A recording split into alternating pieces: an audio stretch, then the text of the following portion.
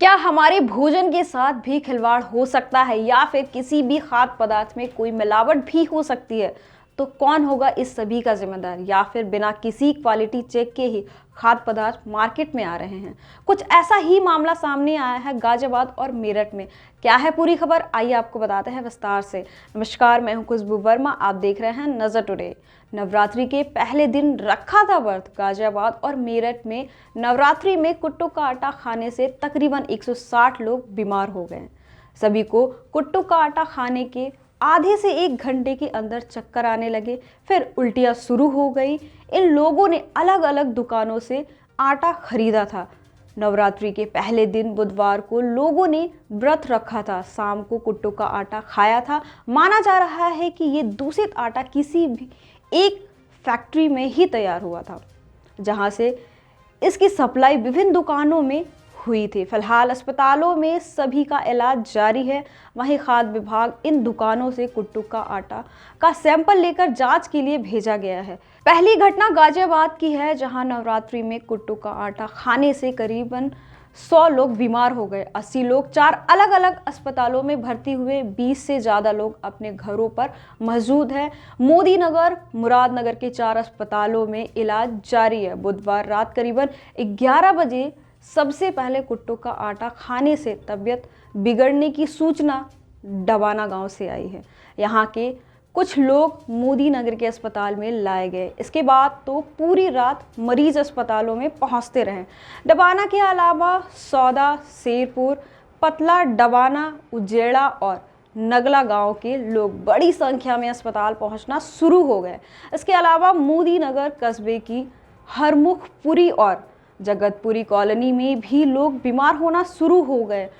मोदी नगर के 3 और मुरादनगर के 1 अस्पताल में गुरुवार सुबह तक करीबन 80 लोग भर्ती हुए। कुछ लोगों को डॉक्टरों ने प्रारंभिक ट्रीटमेंट देकर घरों को भेज दिया गया। फैक्ट्री का पता नहीं लगा। एसडीएम शुभांगी शुक्ला रात में ही अस्पतालों में पहुंची और उन्होंने सीएमओ को फोन करके बेहतर चिकित्सा व्यवस्था उपलब्ध कराने के लिए कहा। इसके बाद डॉक्टरों की टीम रात भर इलाज में जुट गई। ज़्यादातर मरीजों का कहना था कि उन्हें कुट्टू का आटा खाने से कुछ देर बाद ही चक्कर आने लगे, फिर उल्टियां आनी शुरू हो गई। इसके बाद लगातार हालत बिगड़ना शुरू हो गई लोगों को। यही समस्या सुरभि शुक्ला ने बताया कि फिलहाल सभी लोगों की हालत स्थिर है, कोई गंभीर नहीं है। कुट्टू के आटे का सैंपल लेकर जांच के लिए भेजा गया है। पता लगाया जा रहा है कि दुकानों ने कहां से ये आटा खरीदा है। फैक्ट्री का पता लगाकर वहां भी कार्रवाई की जाएगी। मरीज बोले, चक्कर आने से जुबान लड़खड़ाने लगी। भावना शर्मा ने बताया कि कुट्टू के 3 पकौड़ी ही खाई थी। अचानक रात 11:30 बजे चक्कर आने लगे, फिर उल्टी शुरू हो गई। परिवार में 4 लोगों की तबीयत ज़्यादा खराब हो गई, सभी अस्पताल में भर्ती है। खानपुर के रवीश कुमार शर्मा ने बताया, हमारी मम्मी का पथरी का ऑपरेशन हुआ था, इस वजह से हम 2 दिन से अस्पताल में मौजूद थे।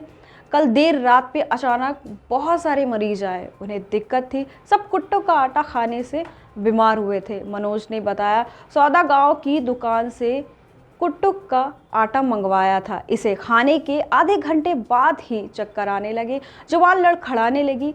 जब ज़्यादा हालत ख़राब हुई तो हम परिवार को 6 लोग अस्पताल में आकर भर्ती हुए। दूसरी घटना मेरठ की है, जहां ब्रह्मपुरी थाना क्षेत्र के गणेशपुरी और गौतम नगर में कुट्टू की पूरी पकौड़ी खाने से तकरीबन 60 लोगों की तबीयत बिगड़ने लगी। सभी का इलाज नजदीकी अस्पताल में करवाया गया। लोगों ने इलाके की अलग अलग दुकानों से बिना ब्रांड के कुट्टू का आटा बुधवार को खरीदा था। कुछ बीमार लोग पीएल शर्मा जिला अस्पताल में भर्ती हुए हैं। कुछ लोग का इलाज निजी अस्पताल में चल रहा है।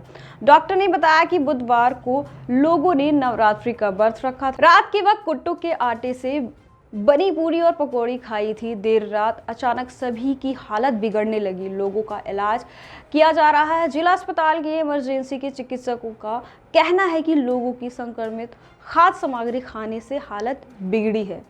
तो ऐसे ही तमाम खबरों को देखने के लिए देखते रहें नजर टुडे। बहुत बहुत धन्यवाद।